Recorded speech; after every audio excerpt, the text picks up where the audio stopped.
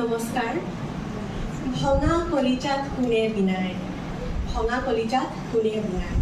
স্বাগত প্ৰিয় নৱাগত, কৃষ্ণচূড়া নকৰিলৈ তোমালোকক আন্তৰিক স্বাগতম।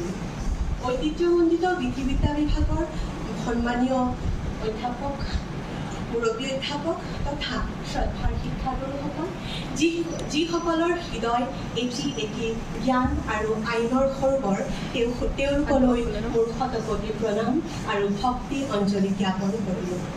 লগতে ইয়াত উপস্থিত মোৰ মৰমৰ অনুজ আৰু প্ৰিয় মোৰ সহপাঠীসকললৈ আন্তৰিক অভিনন্দন। পুনতে এই অনুষ্ঠানটো পাতিব দিয়াৰ বাবে আমাৰ বিভাগৰ মাতৃলৈ মই সকলোৰে হৈ ধন্যবাদ জ্ঞাপন কৰিছোঁ। আজি নৱাগত আদৰণি সভা। সেই নৱাগতা জীৱনৰ গতিশীলতাক মান্যতা প্ৰদান কৰি উপস্থিত হলাহি ৰুইতৰ দুয়োপাৰে জ্ঞানৰ আভাৰে আলোকিত কৰি থকা এই চিৰ যৌৱনা জ্ঞানৰ নগৰী। এই তোমালোকৰ আগমনত উজ্জ্বল হৈ উঠিছে ৰক্তিম কৃষ্ণচূড়া। এটা নতুন জীৱনৰ নঙলা মুখত তোমালোকলৈ আমাৰ এই শুভ আশীষ।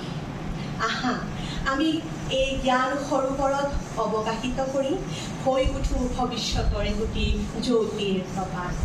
দেৱকান্ত বৰুৱাৰ ভাষাত আমি দুৱাৰ মুকলি কৰোঁ, আমি দুৱাৰ মুকলি কৰোঁ। কিহৰ দুৱাৰ? পূবৰ নে পশ্চিমৰ, নে দক্ষিণৰ যমৰ দুৱাৰ, নে মহাপ্ৰস্থানৰ আমন্ত্ৰণ মুখৰিত উত্তৰা পথৰ সিংহদ্বাৰ।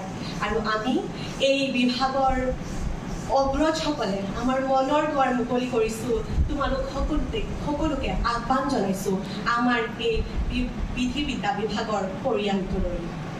প্ৰিয় অনুজ, জীৱনটো আৰু কিমান যাপন কৰিবা? আহা আজি আমি সকলোৱে মিলি জীৱনটো উদযাপন কৰোঁ।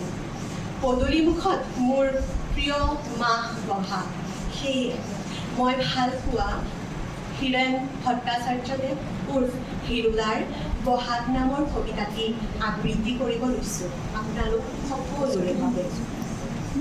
কবিতাৰ শিৰোনাম বহাগ। মই খিৰিকীখন খুলি দিলোঁ।